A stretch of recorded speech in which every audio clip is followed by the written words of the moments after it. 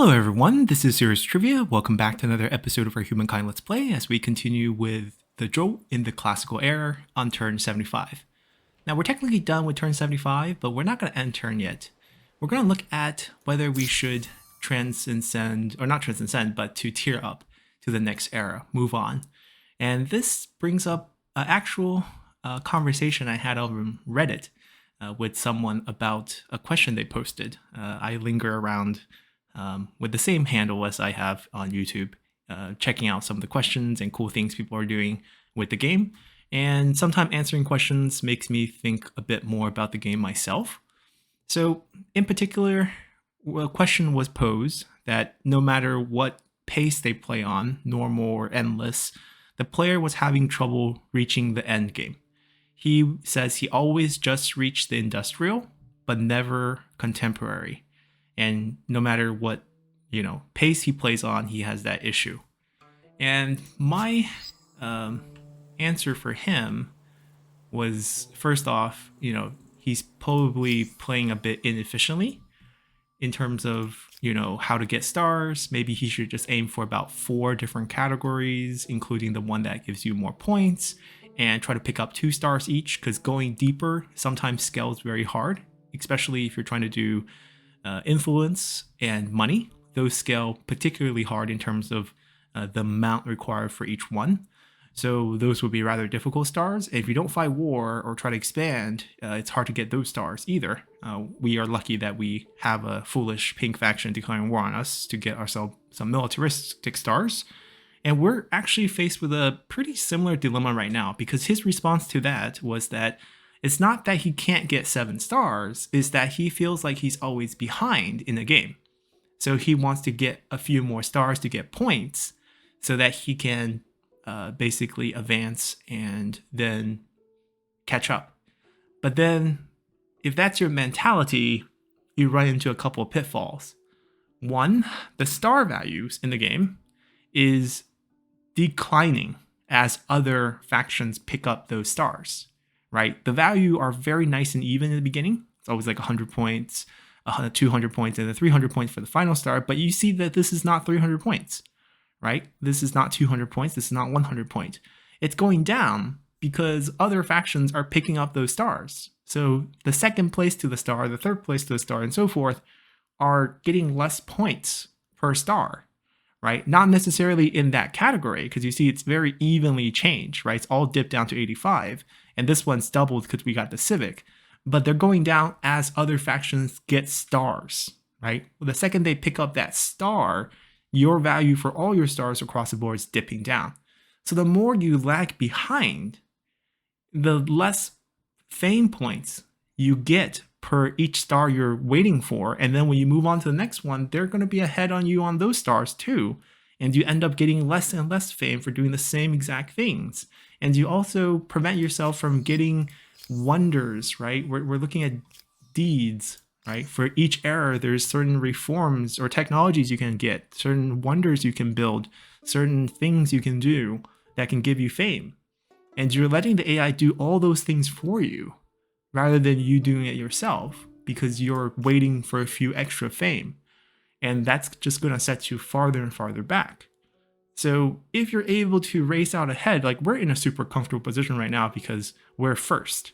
But if you are thinking about trying to get a few more points, then it's really not worth it. Move on when you can and try to win the next era, right? Think of this current era as a lost cause. The AI has absolute advantage. And if you're thinking about catching up on fame, then when you pick the next cultures, pick something that's more scalable and controllable.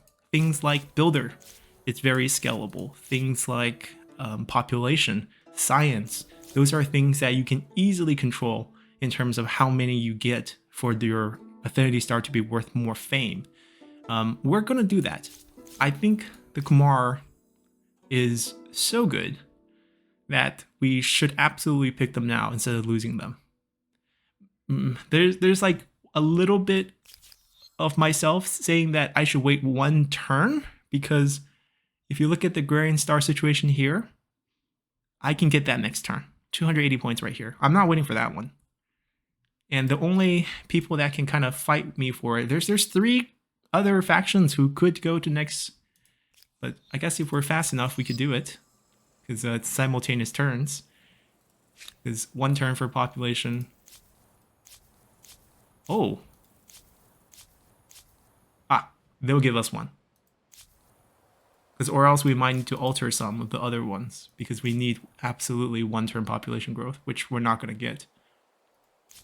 Alright, I think we will. One of the territories will give us that. The only thing we need to consider now is whether we need to put a couple of our emblematic down before we proceed. We should look at every city for this before we move on, because we're making a pretty big call. These buildings, you can think of them a couple ways. So even in an area like this, no mountains whatsoever, right? So we're not getting much science for it. But each emblematic is still going to give us 4 points of influence based on our ideology. That might go away. But our particular emblematic also give stability. 10 points, as a matter of fact. 8 points by itself, 2 points per district, which is our passive. So essentially, it almost is worth 2 garrisons. That's not bad. As long as we're not giving up too much yield, I think we could build one. Here, I feel like we're giving up too much yield. The river in particular just doesn't make sense for us to build it. So I think we're not going to actually touch this here. And there's no science tile that we can actually exploit from that. So we won't think about that. This has a mountain, but we have to give it up on a river, which I don't want to do. The only place I can sort of justify would be this. Because these 2 yields, if we combine it... Oh, it's not going to get combined, is it? Let me change their name. It's bothering me.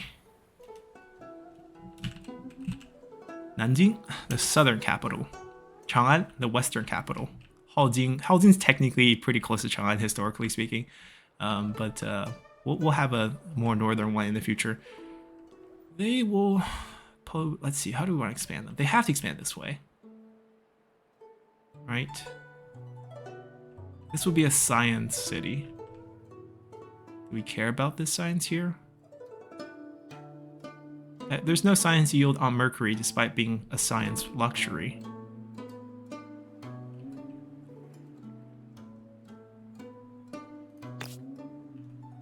Maybe we don't build it there. Over here, this is a great spot. So how do we build out over there? We're clearing ruins right now. This is weird, but Maker will be okay because the river's protected. That yields a little weird. So if I go Maker here, science there, pick up 2 science adjacencies, pick up 1 mountain adjacency.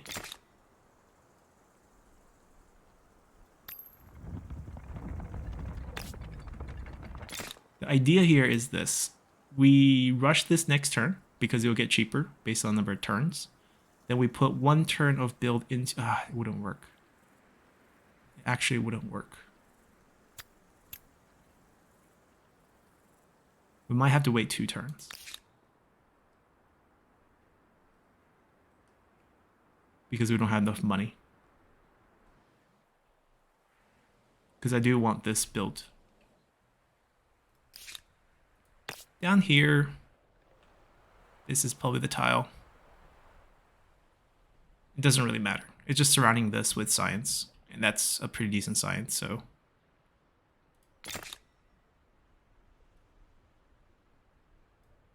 Let me put 1 turn in this, and then we'll try to buy this. We'll see if we can make that work. Oh, do we want to spend the influence to get some food? Yeah, we do.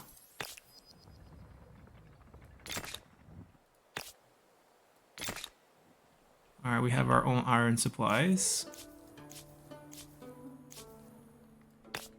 Take another horse, which will give every city 5 food. Okay, fingers crossed. Okay, they went English. That's fine. We got our third agrarian star. They're still here. And one more faction left. Still 3. Someone else got a star. Still 3 available. Oh no, wait. Isn't who went English? Celts. Celts are... How you doing, friend? Oh, they're the Nubians. You Blue come through faction. with a proposition. Let us see what is possible. Blue faction. They're the English. Greetings. Okay. Alright. We're still brainstorming over here. We got 1 turn of construction in there, so it's there. We don't need to finish it. I can do this. Put this down. Can't buy it. We have to wait 1 more turn. That's so silly. Do they ramsack? Can they ramsack a ruin? No, they can't. So they're done. We got the money already. It has already been ramsacked. We got more ruins cleared down the line.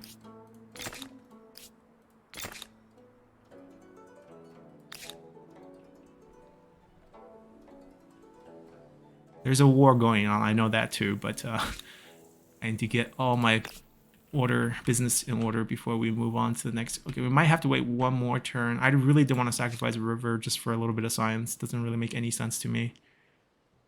Only thing I can kind of justify is build 1 here, but then I get rid of the trees, which I really don't want to do either, but I pick up so many other trees, that's the thing.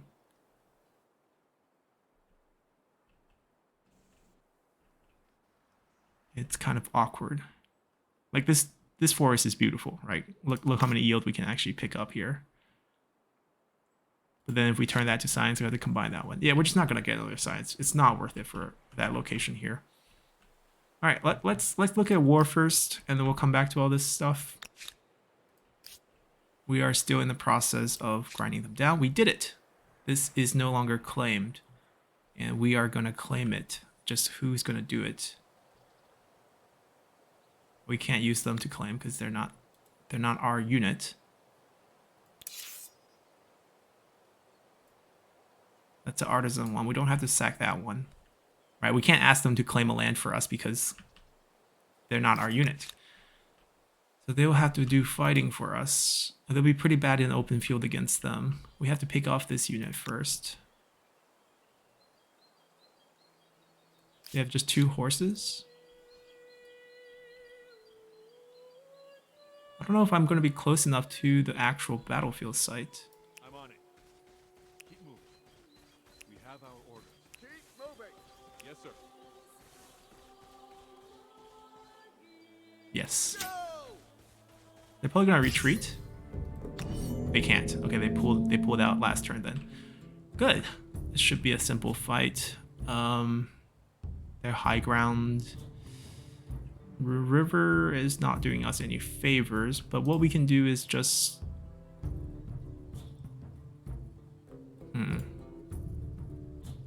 We can give them the low ground.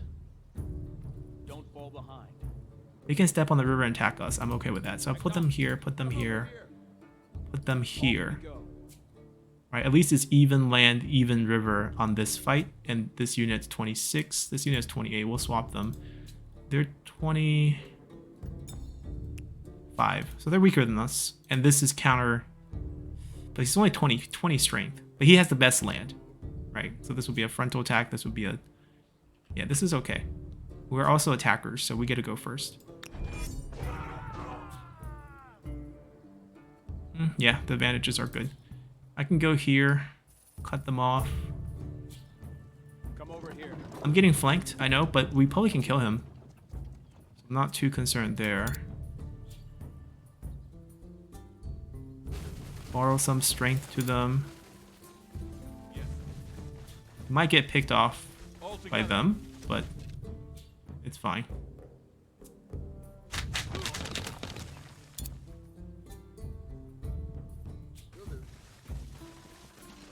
Strike first. Strike hard. It's more about protecting him from getting flanked. They moved already. So I'm going to give him the flank attack here. Despite fighting from river, the +4 from the flanking will be good. He can't move anymore, so he's going to finish the attack for us. Hope for a good roll. Didn't happen, so he's going to do it. Also because he can't move anymore. And then he can come here and just block him from going towards our archers. This is a bad fight. We'll just defend. They added reinforcements as well. Okay, that's fine. We get to wipe out both. It wasn't reflected in the turn, so they probably moved the army in during the simultaneous turn stuff. Not cool, but we can deal with it. Especially since we got the attack first, so we did plenty of damage.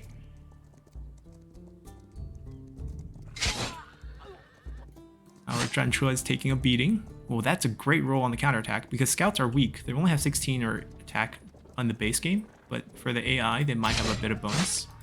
18, yeah, 2-point bonus. But we still outclass them by a ton, so they can't do much against us. Our Janchua is holding steady.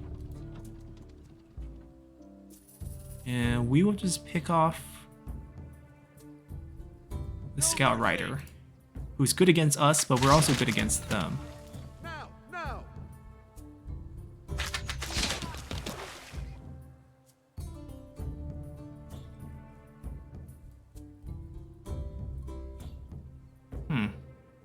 Giving us pretty bad value there. It's like a fair roll.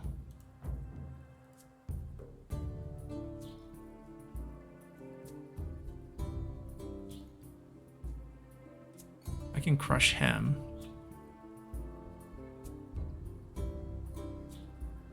I'll take this fight.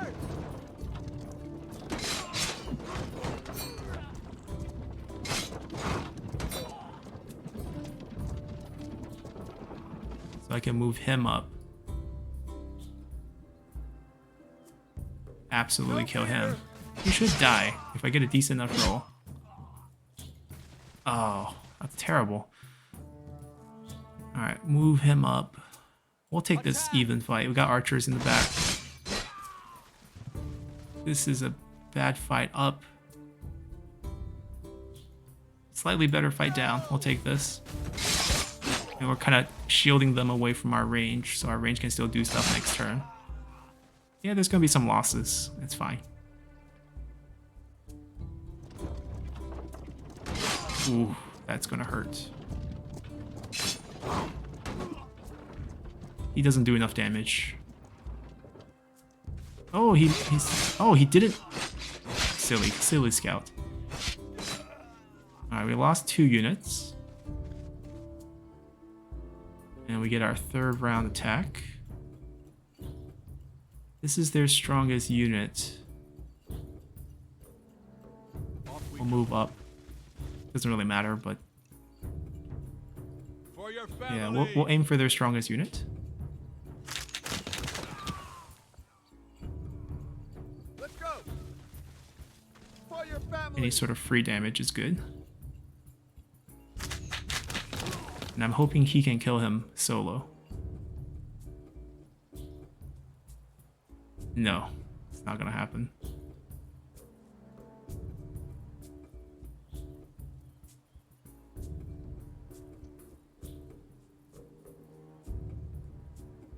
For your We'll do this. Take this win from the flanking. He's gonna die.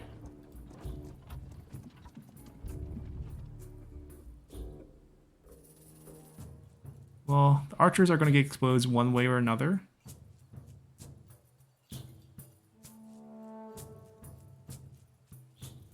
This way, he probably lives. He's gonna move up 1 next turn.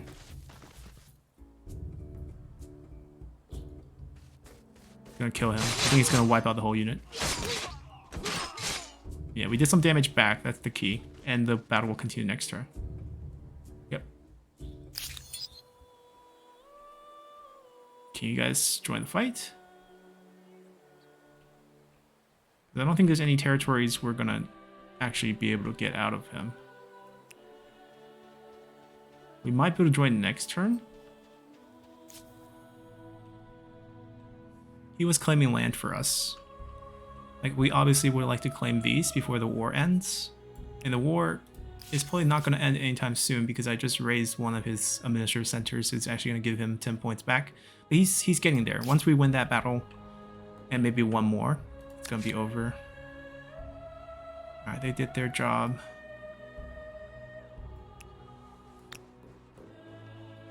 These are units we picked up from the assimilation. So we'll send them out to the front.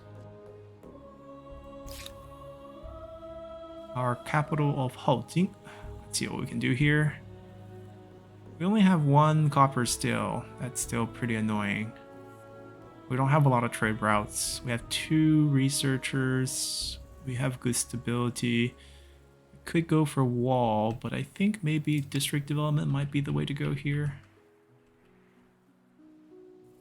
We picked up all of these.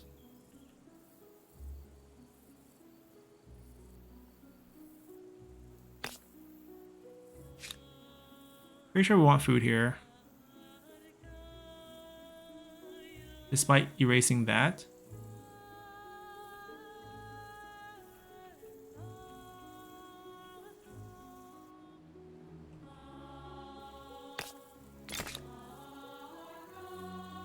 Yeah.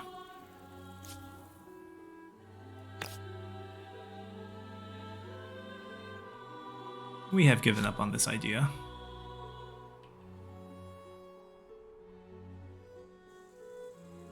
This is all going to be food right here, at least.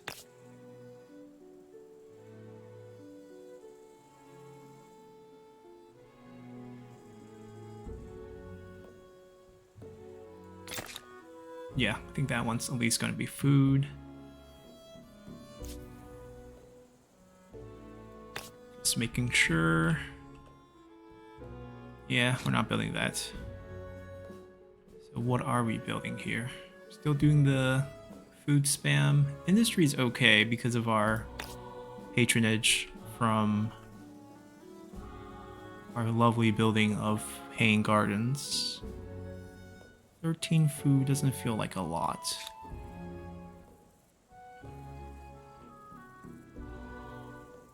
Not any particular forest or anything that's convincing me to build a certain way here. It's the capital city.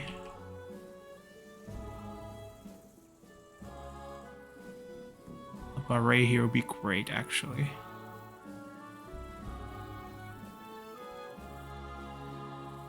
That might actually be a maker.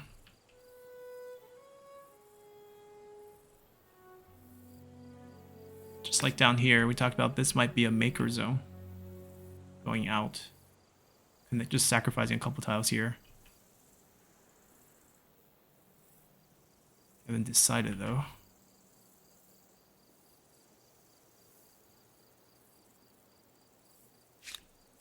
Yeah, I don't know what to build. Maybe more faith?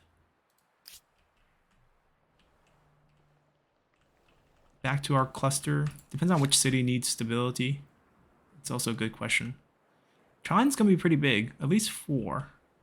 So maybe they could use some. But then I would want to build it in like the edge areas where it's never going to interfere with anything.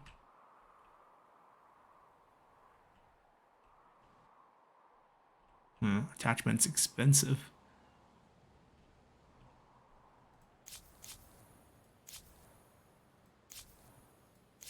Alright, we need at least one turn just to get one order down that, and then we can proceed. Please don't steal our culture. The instant it turns, we're going to flip into over here and we're just going to claim. Come on, slow turn. Let's get there. Oh, we just need to kill one more unit for the 3rd star and one more tech. Oh my god. Well, one more tech is for the 2nd star. Let's kill the unit first. No one took it, right? No one took it. Oh, ooh. All right, let me kill a unit. You're gonna give us our 3rd star here. Come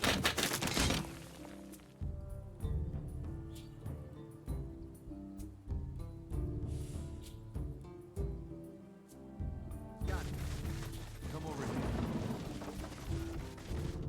Fight! Fight!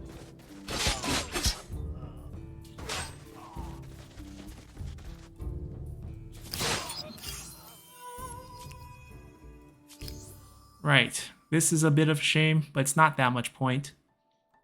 You see how the values are going down even as we're picking up stars? So they're just going to be worth less and less as you proceed. We're going.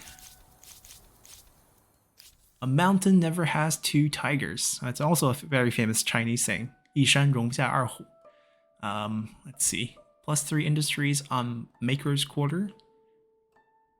+1 industry per population. +5 food on the Baray. Or Baray. I think someone corrected me the pronunciation.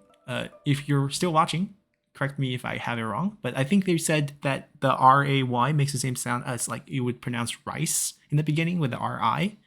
So Baray would be my guess. Minus instability is very standard. +2 industry per adjacent river. That's exactly how you want to build these, actually, because they exploit the two resources that rivers excel at naturally. So what we want is on rivers that's untouched. We want to build forests on all our rivers. We just want to keep our rivers without any districts, and then Barai would just surround those rivers, picking up both of the yield. It'd just be a massive amount of natural yield because our tenant also gives extra for forest, for extra industry, and then all of the natural infrastructure that boosts rivers. It would just be great. So that's going to be our strategy here. And then we eventually will get these Danavi Gaja, war elephants, right? With a crossbow artillery on top. So that's great. We can move and fire on the war elephant. There is still the range penalty, which I don't understand because we're on the elephant. How is anyone going to really come up to us and melee us? We need 2 copper for this, which is a bit awkward, but I'm sure we'll get a 2nd copper eventually. So let's adopt. We'll be no longer the Zhou. And it'll be okay because we put in a turn on both of these. So we will not cancel it. So both of these will get built even as we proceed. So we don't need to rush them. We don't need to finish them. That's fine. Armies are moving. Yeah, we're still interested in claiming a lot of land. I'm not upgrading the units yet because we don't have a lot of money. They're pretty beaten. We're going to have to reorganize these 9 units into 2 armies. And then one, the unit's probably going to become population instead. This group, we still want to utilize them. Maybe scout. There's still 8 turns on these guys. Have they finished ransacking? No, 2 more turns. It's their unique building that I don't really want. Tulum, I think. We're going to get rid of that. We're going to be neighboring. Are we claiming that? That's the question. Kunlunshan, which it's a very important mountain range in Chinese culture. They are supposedly in feng shui. The idea that there's a dragon vein, right? The dragon's casted in the physical form, in the shape of a mountain peak, right? It's like kind of the Chinese serpent-like dragon. So the parts of the serpent that's curled up are above ground in the shape of mountains, and they will dive underground open plains, and they'll come up in another mountain, connecting the mountain ranges sourced from the Kunlun mountain range into what's called a dragon vein. And for emperors, they want to bury themselves on top of this vein. So from the Kunlun mountain, it splits into 3 separate veins, the northern one, the central one, the southern one, and the northern vein ends up in Huangtushan, which is right outside of Beijing. So when the Ming dynasty formed their capital in Beijing, they went and found where the vein pops up again in the mountain near Beijing and then dips down to the location of today's imperial palace. So the end of this dragon vein, for good fortune of, when you are alive, you live in the imperial palace, and when you're dead, you're buried in what's called Shisanling today, the 13 tombs. 13 of Ming's emperors are buried there. 13 of 17, I believe, or 16. There are 16 emperors in the Ming dynasty, 17 different calendar names. One, the emperor was emperor twice because he was captured as a prisoner, so his brother took over, and then when he came back from being a prisoner in the Mongol camps, or not technically Mongols, but a sort of cultural segment of the Mongol camp. When he came back, he became emperor again. So technically 17 different calendar dates, 16 different emperors. 13 of them are buried outside of Beijing, their tombs. I think 3 of them are open to tourist sites. The others are kind of protected and basically exist on this vein. So Kunlun as a mountain range has always been very sacred in Chinese culture. We'll eventually get it. I mean, this entire continent is going to be ours, so there's no rush. Right now, strategically speaking, we're just hoping to claim this line right here to form our eventual 5th city when we can accept better city caps. I don't want to boost it up because it would just have 120 penalty to influence instead of just 10 points, which is way too much. This one we want because of the salt resource. This one we want because of the sage. Basically a lot of food. This one's just money. Porcelain, I think we'll let it go for now. So we'll claim these 2 post-war, and that'll be that. Greetings, Sovereign. Are you with me?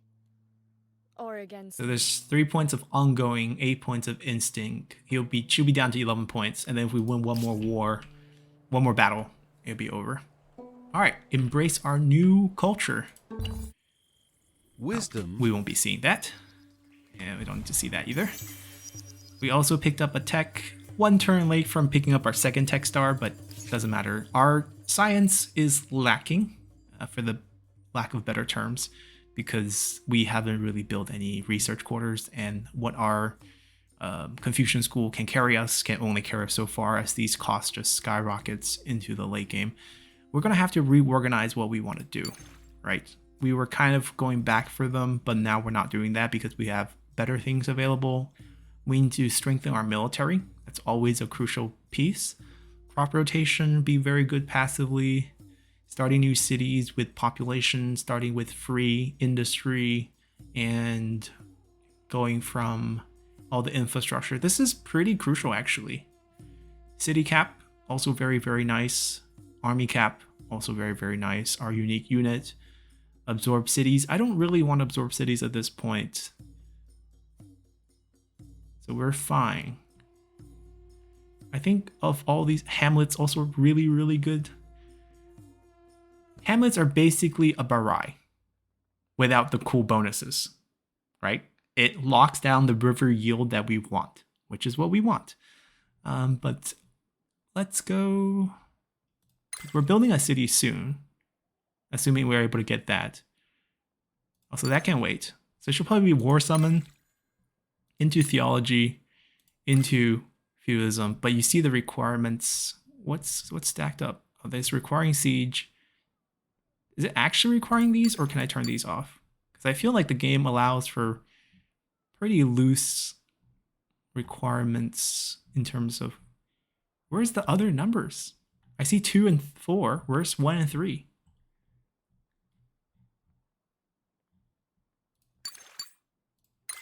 That's automatically 3'd. It's not telling me... I mean, I guess it would be this path into this path.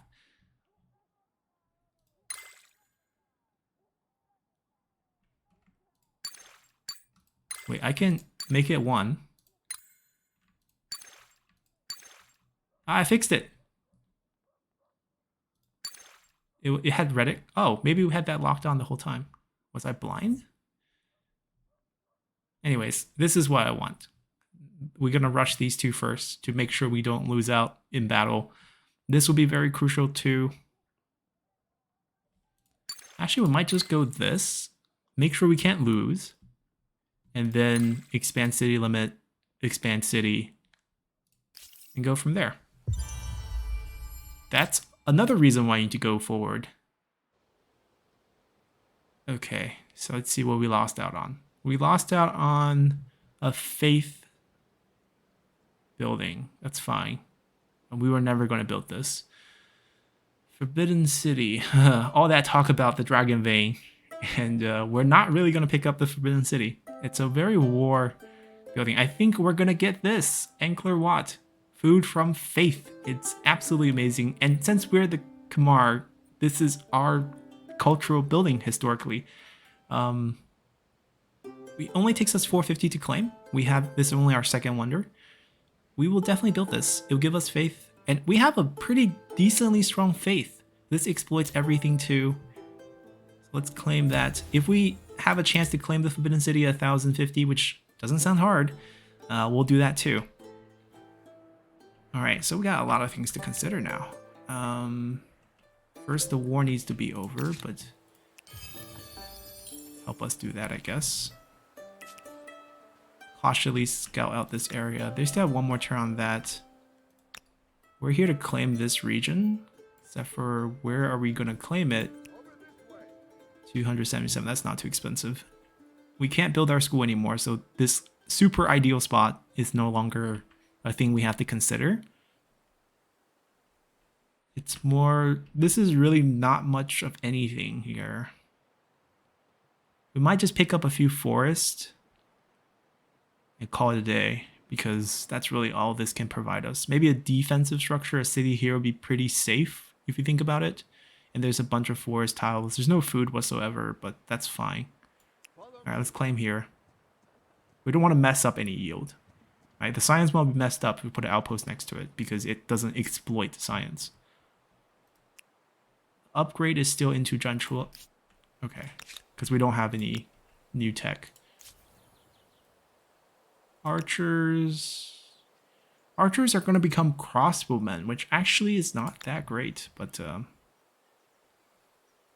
still 4 units. All right, we'll diversify that army with the archer. And we're sending these boy up. Spearmen. Double spear. 1 archer. We'll send 1 back. And we'll send 1 forward. Stop. He's probably going to become population. Alright, so these are armies. Let's see. We can definitely accept the population. Doesn't hurt. We got the jobs for it. Oh, there's also this cool thing here where you can kind of order them yourself, which is actually what I should have done since the beginning, because I always wanted, you know, max food first, max industry next, max gold, and then science and so forth. That's actually what I want. So, do we want to build our...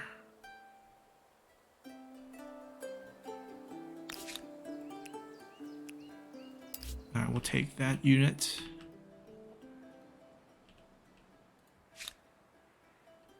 That school completed. That school completed. See? We got them. No big issues. Clear the ruins for now. Not a lot of development going on here. Here's where things are going to change as we need to build these. We might even build them over existing tiles. So each adjacent river is going to provide benefits. So where can we get the most adjacent rivers? I mean, this would be great, right? It'd be on the river, which is a little bit awkward, but it's fine. We get 1, 2, 3, 4, 5 adjacency for river. And we can also build the Baray on this side and get 1, 2, 3, 4 adjacent river. Preserve the yield on these these 2 in particular, and this one here. So this would be adjacent Baray structure. This zone's part of this zone, but there's not a lot of river here, and all the rivers they have is already connected to the capital tile, so they're getting preserved in terms of yield. So this Baray might actually end up maybe even triangular Baray, gotta correct that.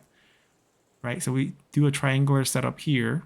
Each of them has at least 4 river adjacencies, and awesome. So, boom, that's the first one. And then once that's built, we can build the adjacent one, and the 3 territories will be perfect. We maxed out. 500 means we can absorb them. What we're going to do is absorb and then ransack everything with the units we pick up, and then make them a territory, and then put the territory as part of the city down here, probably Nanjing. Nanjing is going to be a research hub. A little weird research hub with 5 territories. Maybe 4. Maybe this one will go to Chang'an. Chang'an will probably pick up 5.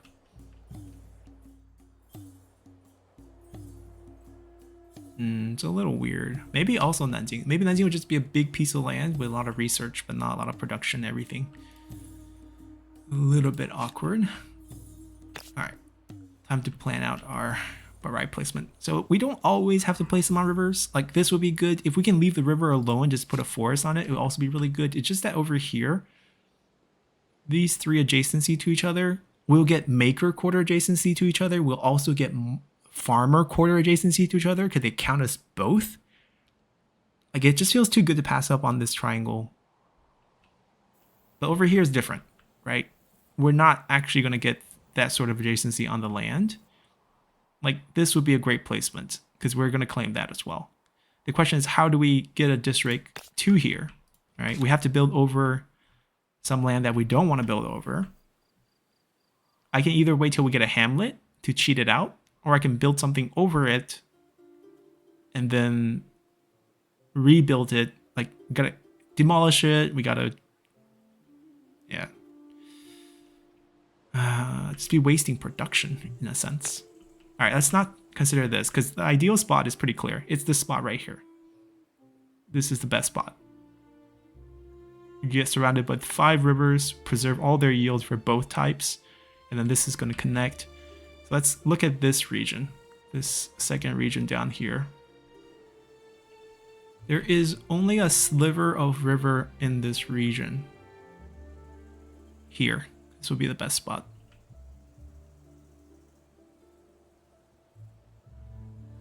All right, so we're going to have to wreck one of these tiles and then rebuild it. That's just the way it is. Unless I connect it this way. Boom, boom, boom. It's still slightly wasteful, but not that wasteful.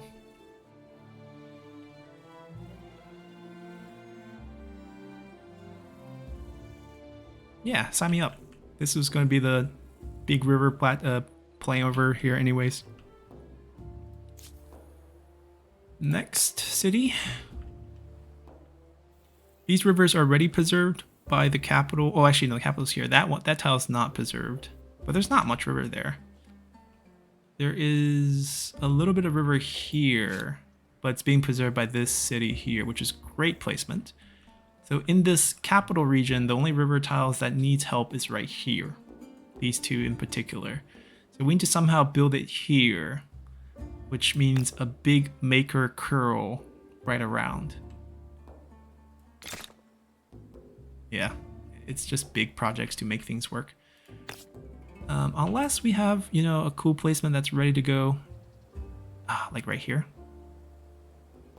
Right here. Maybe this is the capital region that we need to build. Preserve these rivers, 1, 2, 3. And then in this region, build it here. 1, 2, 3, 4.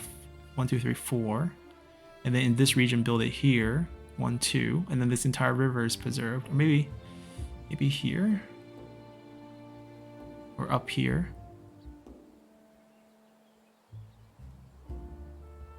This one's a little awkward because we want to touch these rivers here. So it might end up on this game domestication, which I think it's fine because it has the 2 yield that we want on the Baray.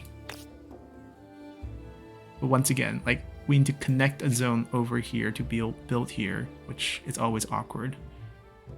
Or we can try to save these 2 rivers here. And maybe hamlet this river.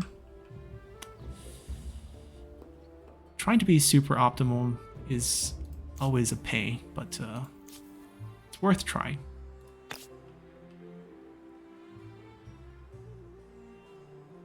Yeah, like this is going to replace that for sure. Nanjing is sitting right here, which saves these rivers. Once we clear the ruins, the yield will improve drastically. So these 4 rivers are saved by Nanjing as a city point. That means this river and this river is not being saved right now.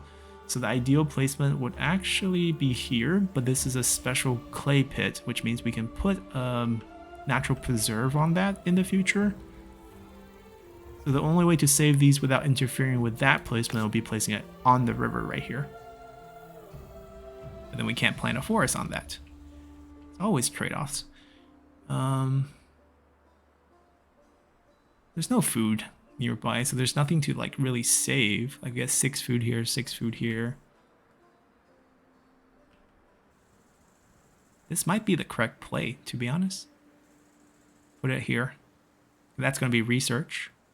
I can put a forest here if I really want to.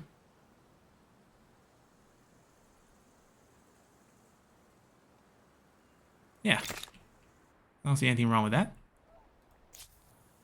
Alright. Sorry for all the careful planning, but let's continue. Northmen got picked. Gained some population. Finished the plundering. Nubians feel differently about me. Tell me about it. Alright, how much did it cost? 302. Quite pricey. 10 and 12. 10 and 12. Yeah, with all the forests. 10, 8 and 17 with all the forests. There's no really good defensive positions here. Looking at the setup.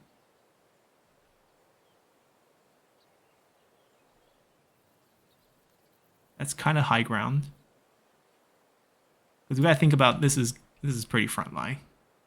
That's the best high ground, but like relatively like when the fighting starts, they might be here. The trees are good for their defensive setup. But we're probably gonna be in pretty aggressive positioning when the war does start. Yeah, it doesn't really matter.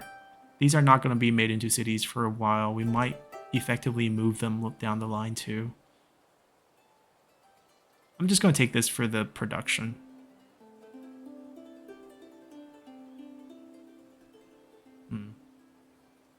I take it back. We're going to go here. Oh, ooh, no. Huh. Reinforcement come in. It's not going to be a fair fight. What do you want?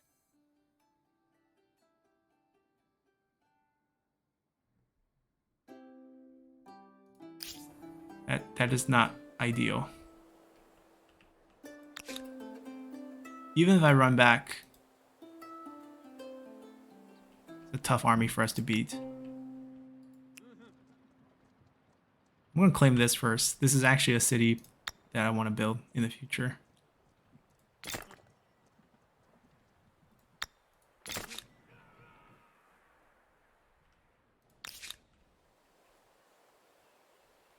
We have better armies, they're just not mobilized. If I can retreat that army back, we'll be fine.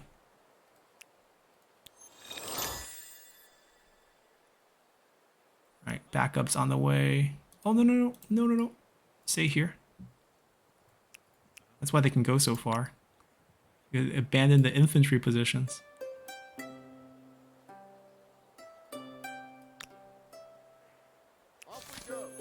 Hopefully they retreat this way. A new Civic. Let's see what we get. Plus 10 food per attached territories on all cities. Allowed to claim, attach, and merge with money instead of influence. I mean, we don't have enough for any of them, but that's an interesting idea. Let's end for now. Oh, how did we discover something new? Wait, because we're shared map? I guess we get shared deeds. Because when they discover it, we discover it. It's going to have both of our icons on it. Yep. Sharing map, share deeds, share fame. He gets 50, I get 55. Because I have the plus 10%. We also got 30 science for that. Cool. Retreat. What? That's all the distance it allow us? We don't think we can do that. Yes, you can. Yes, don't think I had that move queued up from before. I guess we have to pop in reinforcement this way. But we're still in the battle. I mean, I feel like we can win this one with this setup. We're defending first, though. That's the bad part. We have one more army behind, don't we? We have one more. No?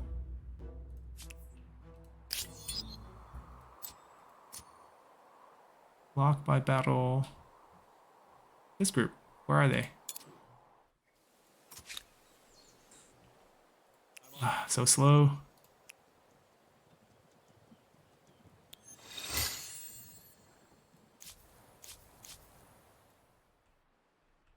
They claimed Xihe.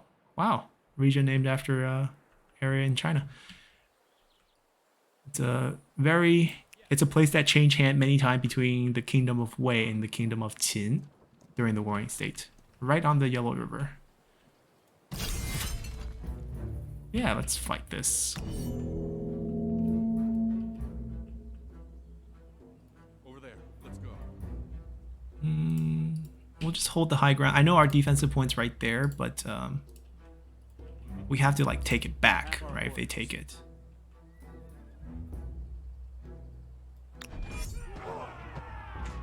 We gotta survive their initial wave.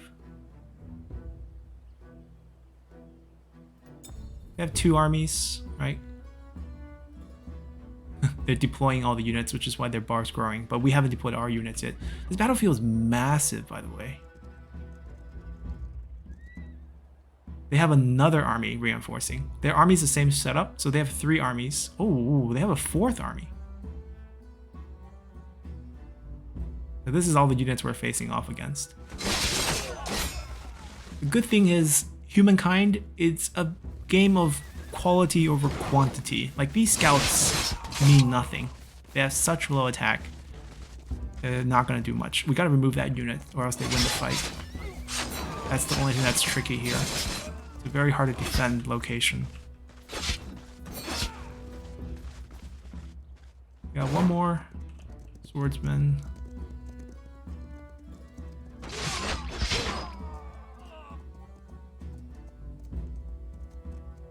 Okay, we didn't lose a single unit. They moved. Now it's... Oh, they haven't finished animating all the moves yet. But this battle will determine the outcome of the war, because them as this is their final 8 points of war support. If they lose this fight, they lose the war. We get to kill a bunch of units. This is how many? 13 units for our militaristic star for this era. Who do you want to go in first? I mean, I guess we'll get him first. Easy flank on him, but he can move. Easy flank on him too, and high ground. We can kill all the scouts pretty easily in the beginning.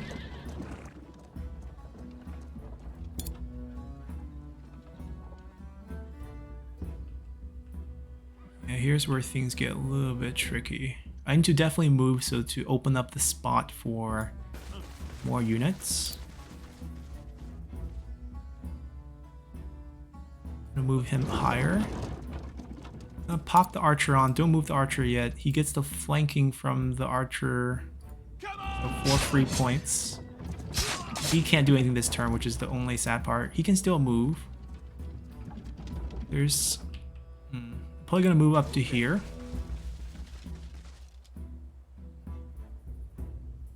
Probably gonna shoot him. I think they're gonna move, actually. They're gonna move up. Archer. Come over here. All together. Oh, this is the 4 archer group, isn't it? So they can die, because they're not our unit. Yeah, come shield. This archer is ours. Charge! If we can somehow remember that. Oh, they look different, right? Because this is clothes. The clothing style follows who owns them. Charge!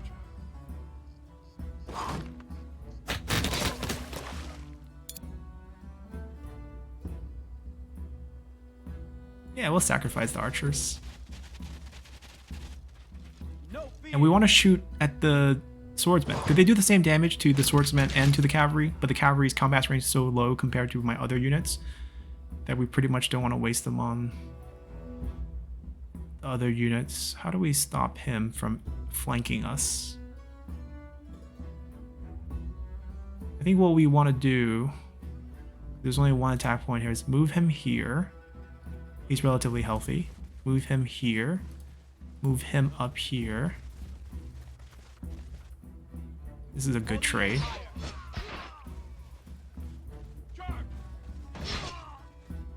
He didn't die, but it's fine. And then this side that's taking the damage will just play defense. He can't do anything, so he's gonna have to just play defense this turn. We'll probably lose all 3, maybe 2. Depends on how cleanly they can kill them. But takes pressure off these units. We're getting our money's worth. Just these, because he can't move up any. Oh, wow, they can flank up. No, my archer is survived. Okay. But there's gonna be another unit. But we open up this slot, which is actually pretty key, or else we lose the fight. My archer. It's okay. Crossbowmen are bad, so perhaps no archer is fine.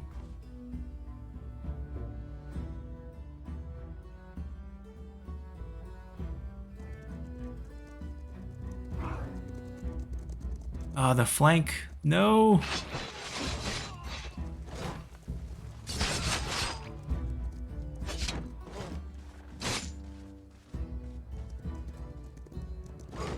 Fight this? No one took that.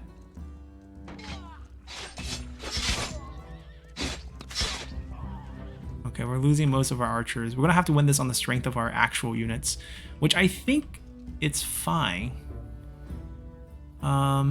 We have 1 archer unit. We'll start there. Whatever kill we can get from him, it's fine. I think this is just a straight up kill. We'll do that. No fear.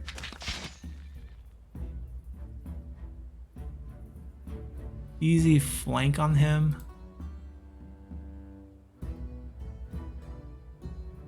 We have 1 health on that unit. But we can deal a tremendous amount of damage with that 1 health. Because of the flanking bonus. He's gonna die. Might as well get some value out of that.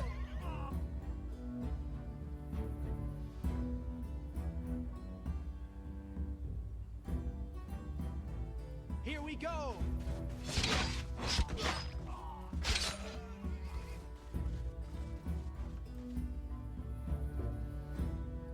That's a flank.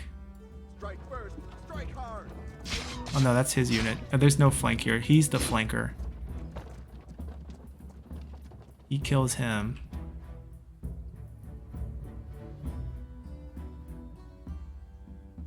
I can't move him here, can I? I can move him up. Ooh, I want this. This is good.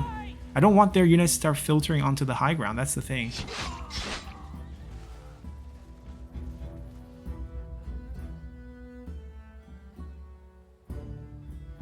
I might just play defense here. They're still going to filter up this way, but nothing we can really do. I'd rather take the defensive bonus. Alright, these two also similar situation. I feel like they're gonna die, but he should take the defense. He's so low that he's still should take the defense though. We do more damage that way. Alright, archers all gone. We're just gonna have to keep our formation compact and try to not get flanked and try to flank them with our cavalry throughout the fight. We have very healthy units. That did a lot of damage. High ground, low ground. But we might have to pull these two back here to win the fight. They got a flank.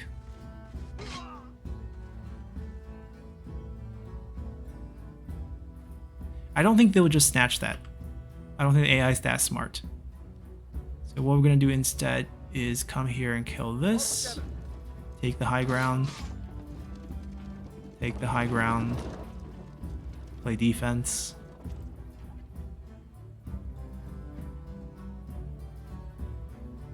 Try to keep this unit alive. Play defense here. Oh. They were not on the...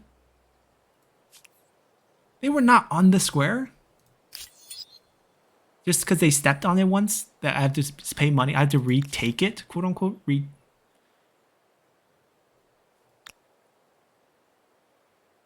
That's nonsense.